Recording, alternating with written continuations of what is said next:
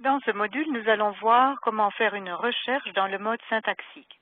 Nous allons prendre un exemple dans le secteur de l'ingénierie et nous allons chercher de l'information sur l'utilisation de matériaux composites, comme par exemple le plastique à renfort de fibre carbone ou de fibre de verre, dans l'industrie automobile ou l'industrie aéronautique, aérospatiale, bref, tout ce qui concerne les moyens de transport, et voir leur impact sur la réduction de la consommation de carburant. Donc j'ai fait un petit raccourci avec 5 bases de données spécialisées dans ce secteur. Vous reconnaissez EI Compendex et Inspect qui sont vraiment des incontournables en ingénierie. J'ai ajouté Engineered Material Abstract, Metadex et Polymer Library qui sont évidemment susceptibles de nous rendre aussi des renseignements intéressants pour notre thématique. Bien, je clique sur le lien recherche thématique et j'arrive, recherche syntaxique, pardon, et j'arrive dans le formulaire que je vais pouvoir utiliser.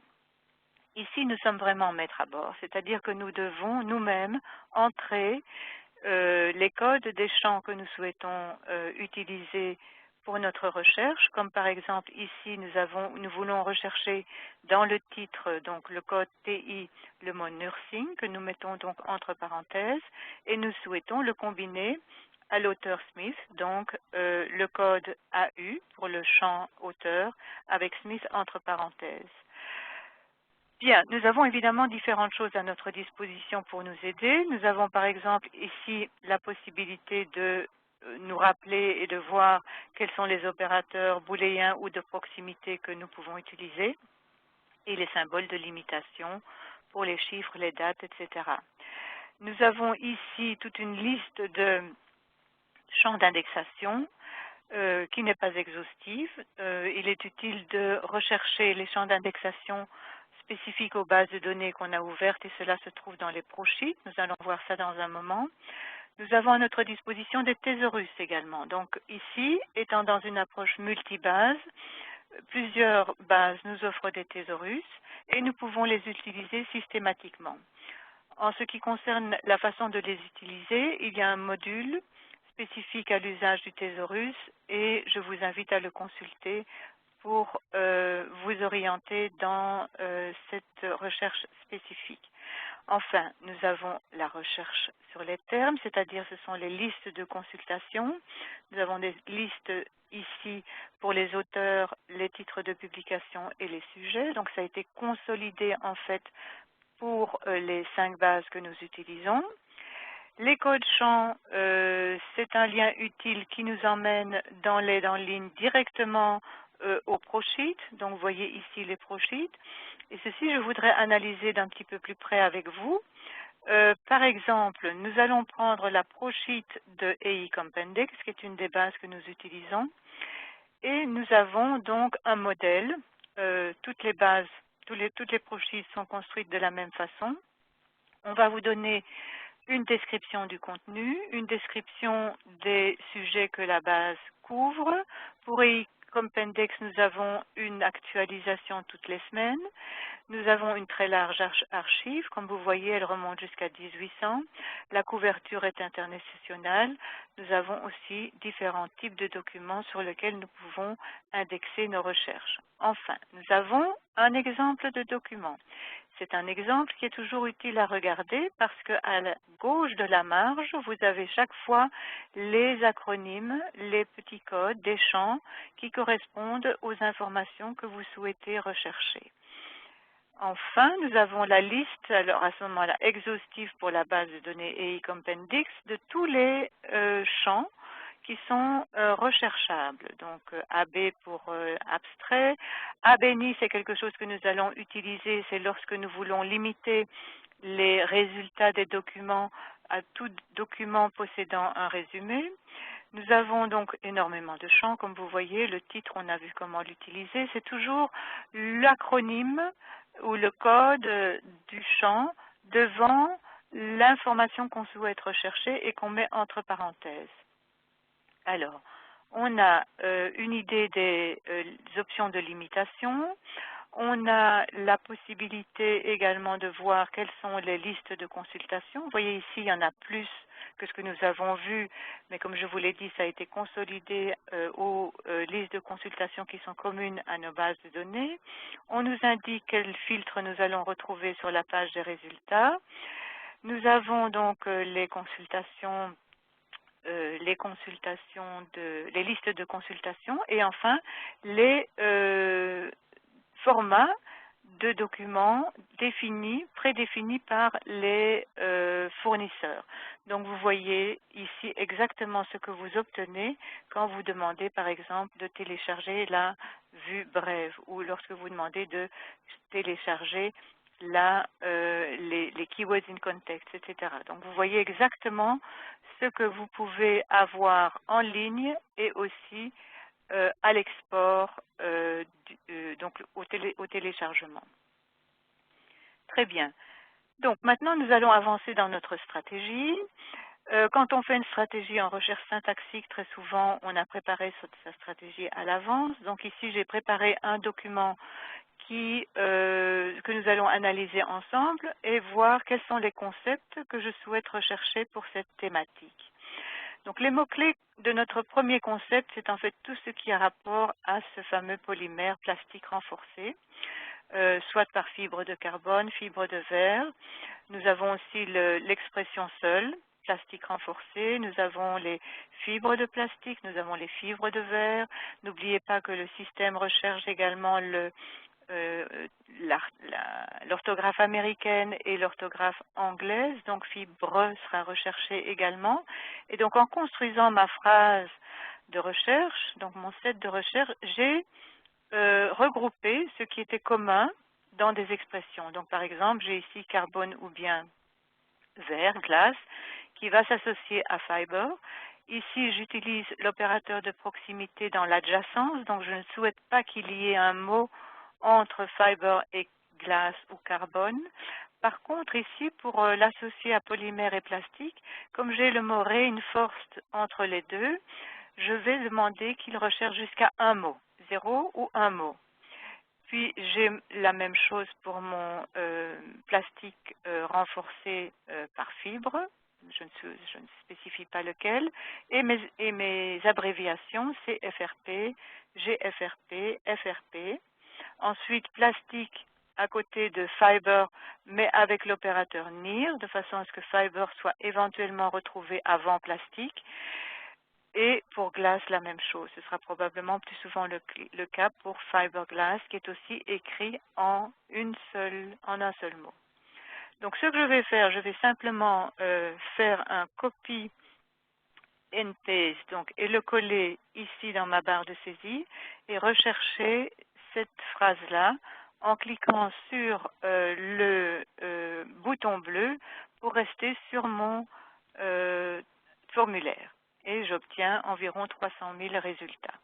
Bien, mon deuxième concept est le concept du carburant que je voudrais analyser dans un contexte où on m'indique qu'il est réduit ou bien on l'utilise moins. Donc je vais avoir fuel, puis je vais avoir tout ce qui est possible de retrouver au niveau du mot consume ou consumption, donc je vais le tronquer avec l'astérisque, et puis des termes comme réduction, moins important, plus bas, plus petit, éventuellement chute, la consommation a chuté. Et je vais chaque fois utiliser l'opérateur NIR. Ici, je vais demander un contexte assez restreint, donc jusqu'à 2 mots.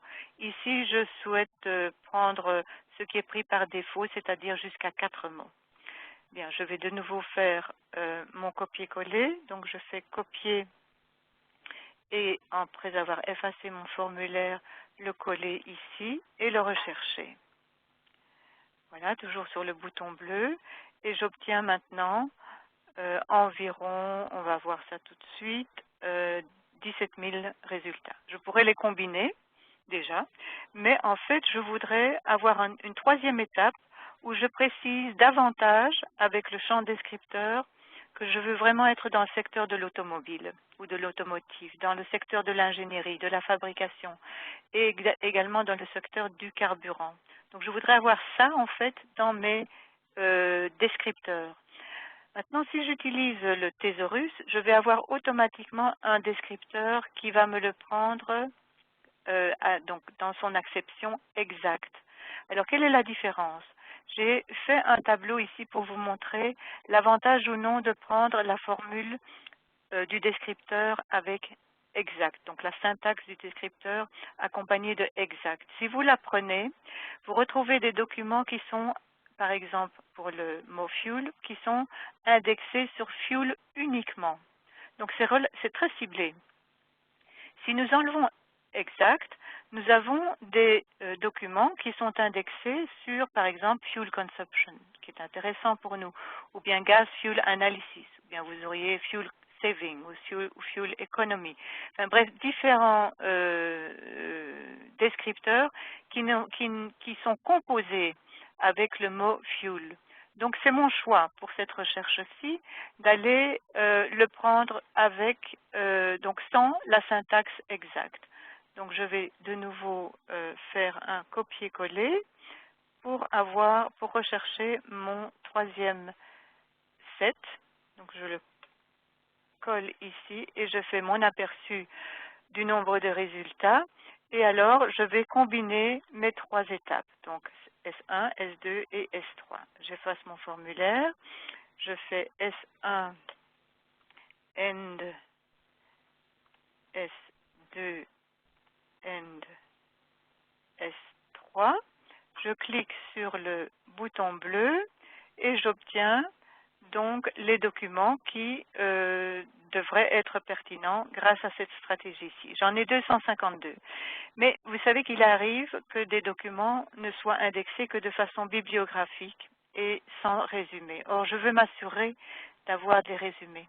Donc, je vais prendre le dernier set, S4, et je vais le limiter avec ce que nous avons vu dans les prosheets, la formule ABNI, c'est-à-dire abstract any, que je vais définir par yes. Donc je veux les abstraits dans mon dernier set. Et je fais la limite sur cette formule-là. On va voir ce que ça donne. Donc, ben voilà, j'ai encore 252 résultats. Donc, tous les documents étaient fournis avec abstrait. Je voudrais aller un petit peu plus loin, en fait, et je voudrais limiter mon dernier set, le set 5, sur uniquement les documents qui sont des notes de conférence ou bien des comptes rendus de conférence. Donc, je vais utiliser un acronyme qui est DType, que je retrouve dans mes prosheets de nouveau, document type, et je vais mettre par exemple conference ou symposia. Donc on a bien regardé dans les prosheets si ces documents-là existaient, or meetings,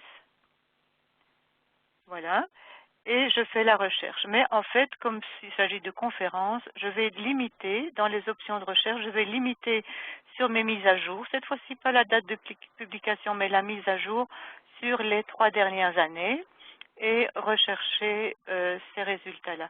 La mise à jour dans ce cas-ci est intéressant au cas où il y aurait eu un document de conférence qui aurait été complété par un abstrait, un résumé un petit peu plus important, par exemple, ou bien une autre indication qui serait utile à avoir. Et je vois qu'ici, j'ai 17 résultats.